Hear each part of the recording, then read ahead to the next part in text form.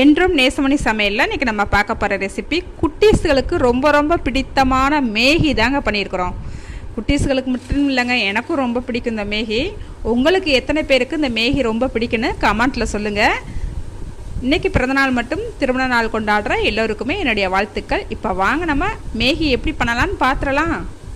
நான் இன்றைக்கி எடுத்துக்கிட்ட காயின்னு பார்த்தீங்கன்னா 50 கிராம் கேரட் எடுத்துருக்கேங்க, 50 கிராம் பச்சை பட்டாணி ஃப்ரெஷ்ஷானது எடுத்துருக்கிறேன், 50 கிராம் உருளைக்கிழங்கு எடுத்துருக்கிறேன், ஒரு பெரிய சைஸ் பல்லாரி வெங்காயத்தை கட் பண்ணி வச்சுருக்கிறேன், கார்ன் கொஞ்சம் எடுத்துருக்கேங்க. கார்ன் வேக வச்சு தாங்க எடுத்துருக்கிறேன். 2 மேகி எடுத்துருக்கேங்க. கடாய் அடுப்பில் வச்சுக்கிட்டு 2 ஸ்பூன் எண்ணெய் விட்டுக்கிட்டேங்க. எண்ணெய் விட்டுட்டு கடுகு சேர்த்துக்கிட்டேன். கடுகு வெடிச்சு வந்துருச்சு. நம்ம கட் பண்ணி வச்சுருக்கிற வெங்காயத்தை சேர்த்துக்கலாம். கூடவே நம்ம கட் பண்ணி வச்சுருக்கிற காய்களையும் சேர்த்துக்கலாம்.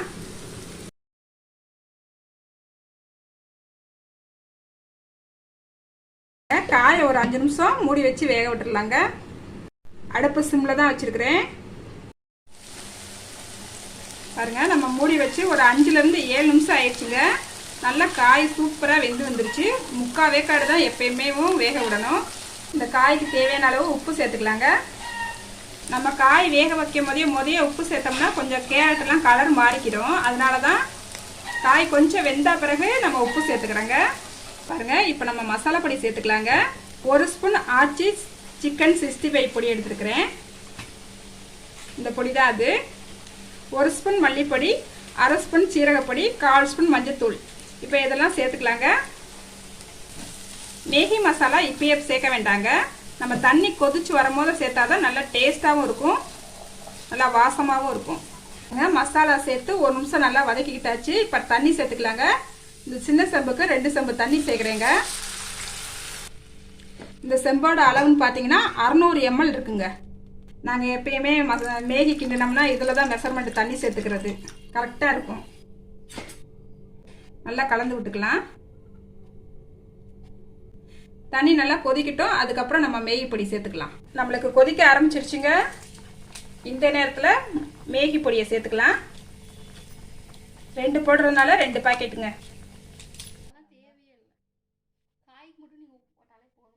இப்போ நம்ம மேகியும் போட்டுக்கலாங்க. நல்லா கொதிச்சு வேகட்டும்.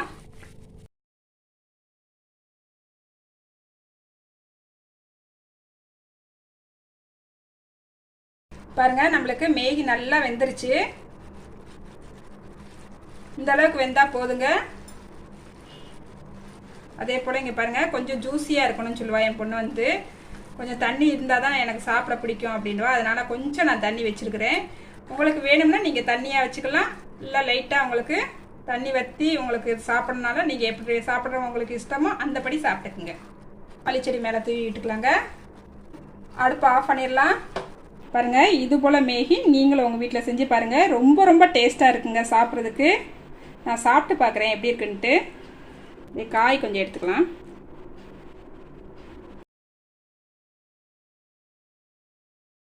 ரொம்ப டேஸ்ட்டாக இருக்குங்க.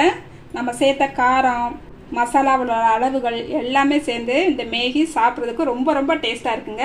மிஸ் பண்ணாமல் இது போல் நீங்களும் உங்கள் வீட்டில் ஒரு தடவை செஞ்சு பார்த்துருங்க.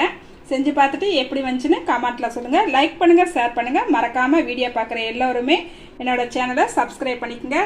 பாய். அடுத்த ஒரு ரெசிபியில் பார்க்கலாங்க.